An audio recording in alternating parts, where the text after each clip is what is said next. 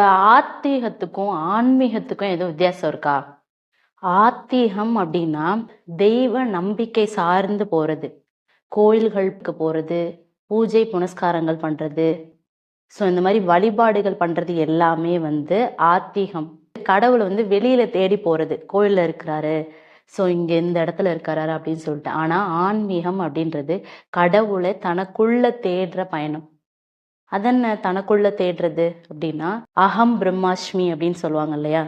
So உனக்குள்ளதான் இறைவன் இருக்காரு. நான் கடவுள் அப்படின்ற ஒரு கான்செப்ட் பேஸ் பண்ணி, தனக்குள்ள கடவுளை உணர்றதற்கான முயற்சிகள் எடுத்து அந்த தேடல்ல போறோம் இல்லையா? அதுதான் ஆன்மீக பயணம் அப்படின்னு சொல்லப்படுது.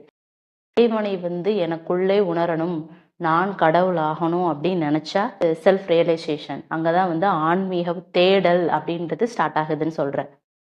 ஸ்பிரிச்சுவலா இருக்கிறது, பக்தி யோகமா இருக்கிறது ஆன்மீகம் கிடையாது. அது தெய்வ நம்பிக்கை அப்படின்னு சொல்றாங்க. இப்போ இதுல எதை பேஸ் பண்ணி நான் போகணும் அப்படின்னா, இது நம்மளுடைய விருப்பம். கோயிலுக்கு போய் தான் அந்த எனர்ஜியை நம்மளால ரிசீவ் பண்ண முடியுதுன்னா கண்டிப்பா கோயிலுக்கு போகலாம். இல்ல வீட்டுல இருந்துகிட்டே நான் பயிற்சி பண்றேன், தியானம் பண்றேன், தவம் பண்றேன். ஸோ இதன் மூலியமாவும் கடவுளை அடையிறதுக்கான முயற்சிகளை நாம எடுத்துட்டு இருக்கலாம். இது அவரவருடைய விருப்பம் தான் முழுக்க முழுக்க.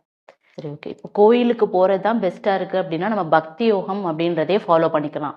ஓகே. நீ சொன்னதுக்கு அப்புறம் ஆன்மீகம் பத்தின ஒரு தெளிவான புரிதல் எனக்கு கிடைச்சிருக்கு.